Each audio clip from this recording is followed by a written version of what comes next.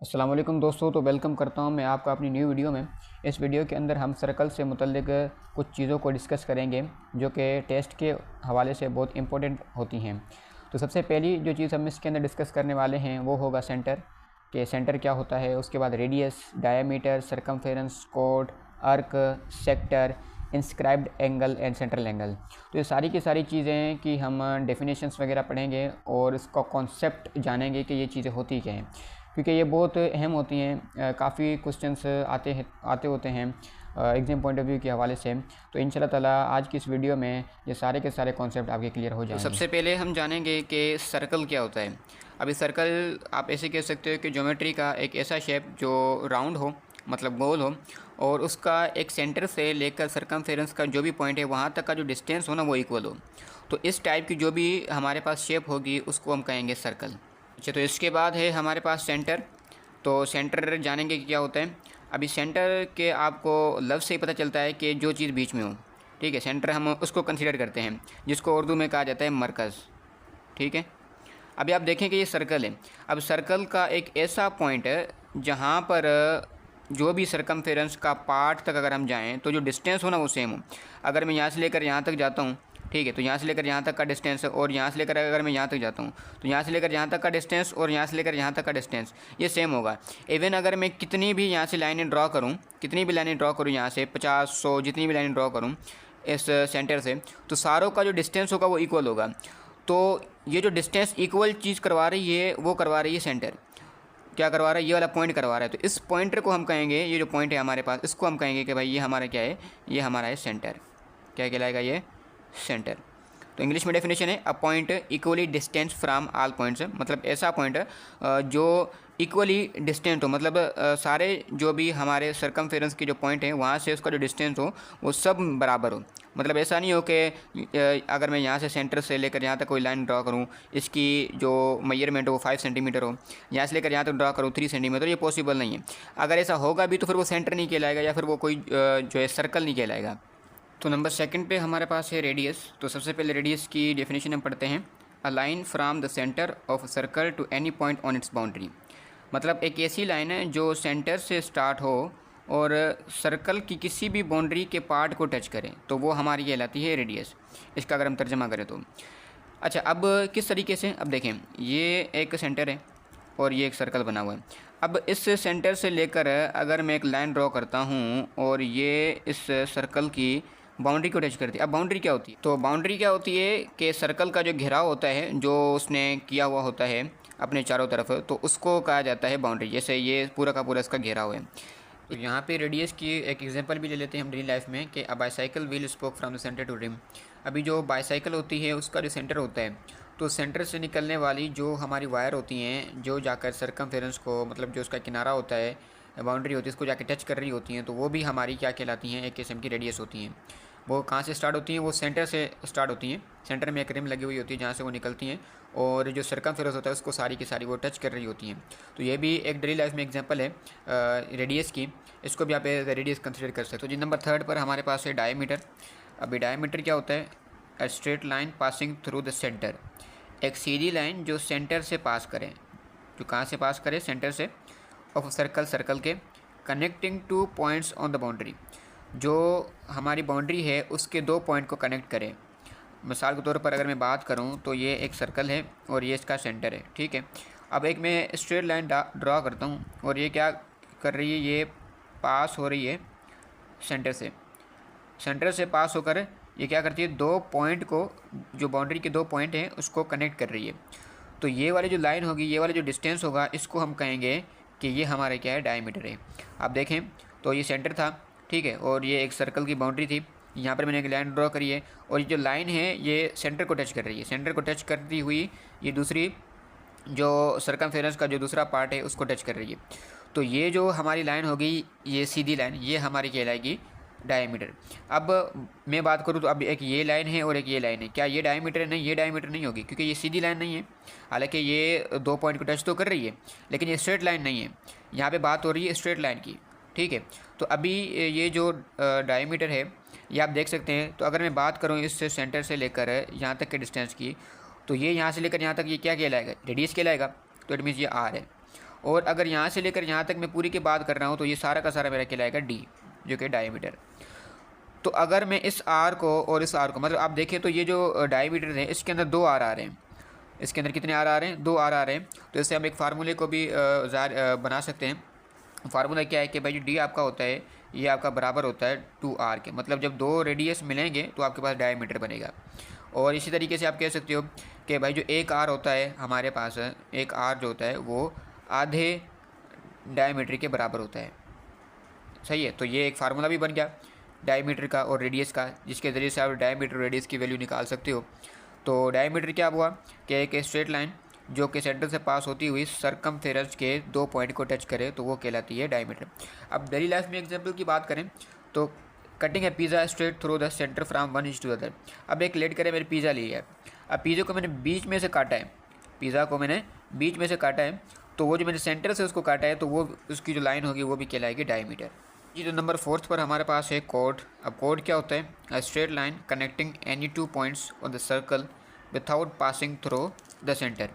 अब ये भी एक स्ट्रेट लाइन होती है जो कि 2 पॉइंट के साथ सर्कल पर कनेक्ट होती है, लेकिन इसमें होता है क्या है कि ये सेंटर से पास नहीं होती, without passing through the centre, centre से पास नहीं होगी।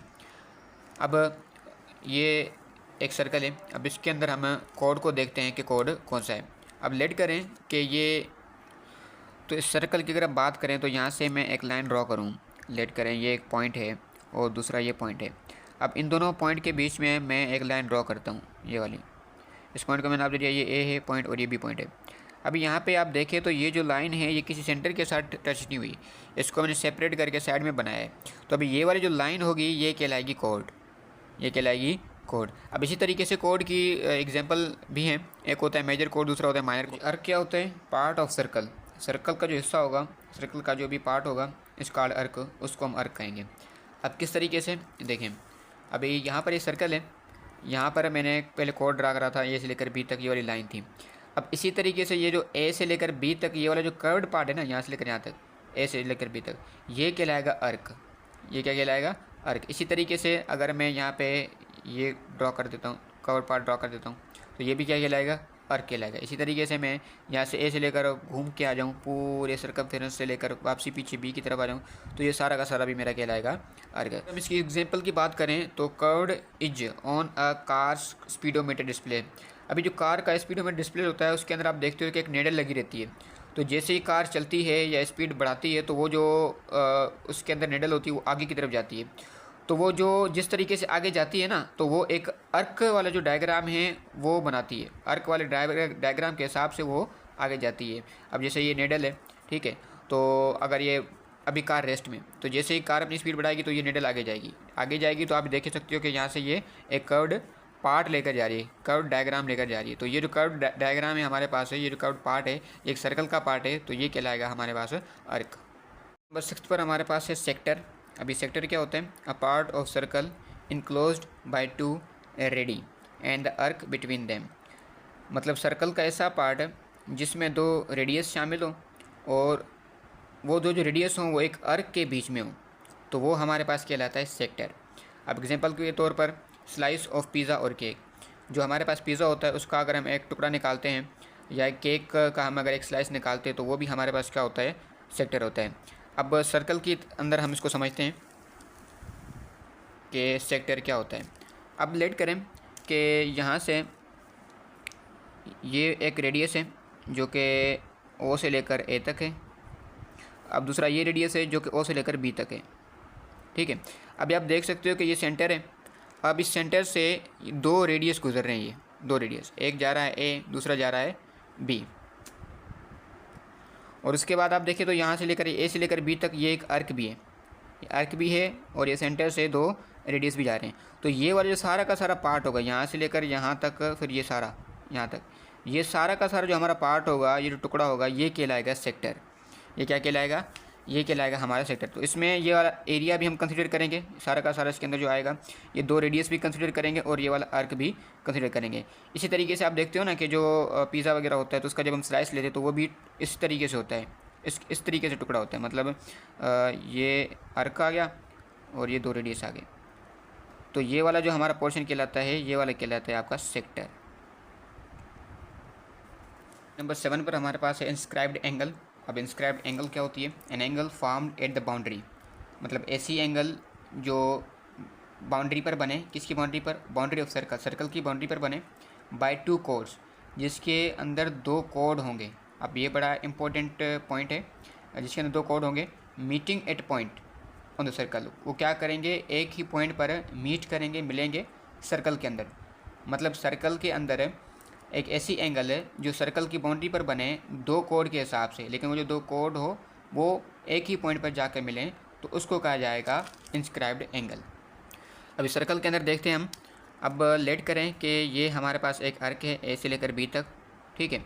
अभी जो दूसरा आर्क मैंने ड्रा किया वो ड्रा किया यहाँ से लेकर यहाँ तक, ये वाला आर्क, ठीक है। इसको मैंने नाम दे दिया बी से लेकर सी तक का। अभी आप देखें, ये एक सर्कल है और इस सर्कल की बाउंड्री है। अब सर्कल की बाउंड्री आ गई है। अब यहाँ पे आप देखिए तो दो कोड हैं, एक ये वाला कोड आ गया ए बी, दूसरा आ गया बी से लेकर सी तक ये वाला कोड। अभी इस पर जो एंगल बनेगी, मतलब यहाँ से ये लेकर ये जो बाहर वाली एंगल बनेगी थीटा, ये वाली, इस एंगल को हम कहेंगे कि ये वाली जो हमारी एंगल है ये है इंस्क्राइब्ड एंगल, ठीक है। क्योंकि ये कहाँ पर बन रही है? दो कोड के बाहर बन रही है। अब एग्जांपल के अंदर अगर हम देखें तो एग्जांपल क्या कहती है? Angle made by cutting a round cake. कोई हमारे पास केक है, ठीक है, वो केक क्या है? राउंड है। फ्रॉम द एज, उसका जो किनारा है उसको अगर हम कट करते हैं, एक कट कर दिया हमने, फ्रॉम द टू पॉइंट्स, मतलब दो पॉइंट पर हमने क्या करना है? उस केक को कट करना है। अब ये केक आ गया, एक पॉइंट इस तरफ हमने काटा, दूसरा इस तरफ हमने काटा। ऑन द अपोजिट साइड, उसके अपोजिट साइड से, तो अपोजिट साइड से हमने क्या किया? इस केक को दो पॉइंट में काट दिया। तो अभी यहाँ पे जो एंगल बनेगा ना, मतलब ये वाला जो पार्ट निकल जाएगा, ये वाला पार्ट भी निकल जाएगा। तो यहाँ पे वाला जो एंगल बनेगा केक के अंदर, वो हमारा कहलाएगा इंस्क्राइब्ड एंगल। अभी लास्ट है टॉपिक हमारा सेंट्रल एंगल। अभी सेंट्रल एंगल क्या होती है? An angle that is made on centre of circle, मतलब ऐसी एंगल जो कि सर्कल के सेंटर पर बने, वो कहलाती है सेंट्रल एंगल। अभी ये सर्कल है, इस सर्कल का आप देख सकते हैं ये सेंटर है। अभी यहाँ से मैंने ये एक रेडियस ड्रा किया ओ से लेकर ए तक, दूसरा रेडियस ड्रा किया ओ से लेकर बी तक। अब यहाँ से मैं इस अर्क को कंसिडर नहीं कर रहा, मैं इस अर्क को नहीं ले रहा, जस्ट मैं ये जो रेडियस है इसको ले रहा हूँ और ये वाला जो रेडियस इसको ले रहा हूँ। अब इसके बीच में जो एंगल बन रहा है यहाँ पे थीटा, तो ये वाला जो एंगल कहलाएगा ये कहलाएगा सेंट्रल एंगल। अब चलें, यहाँ से लेकर यहाँ तक मैंने रेडियस ड्रा किया, दूसरा मैं यहाँ से लेकर यहाँ तक कर लेता हूँ, ओ से लेकर सी तक। तो अब इन दोनों के बीच में यहाँ पे जो एंगल बनेगा उसको हम कहेंगे सेंट्रल एंगल। तो इसकी अगर एग्जांपल की हम बात करें तो angle formed at the centre of a round clock, जो हमारे पास राउंड क्लॉक होता है, वॉल क्लॉक होता है, उसके जो between our and minute hands है, जो मतलब घंटे और जो मिनट के जो निडल है उसके बीच में जो एंगल बन रही होती है। अब जो और क्लॉक है वो भी इसी तरीके से होता है, जो वॉल क्लॉक होता है, तो उसमें भी जो हमारे पास जो क्लॉक की निडल होती है और जो आर की निडल होती है, तो उसके बीच में जो एंगल बन रही होती है उसको भी हम सेंट्रल एंगल कह सकते हैं। आज की वीडियो में बस इतना ही करेंगे। मज़ीद आप अगर ऐसी वीडियोस चाहते हैं तो मेरे चैनल को सब्सक्राइब करें, लाइक करें और अपने दोस्तों के साथ शेयर कीजिए।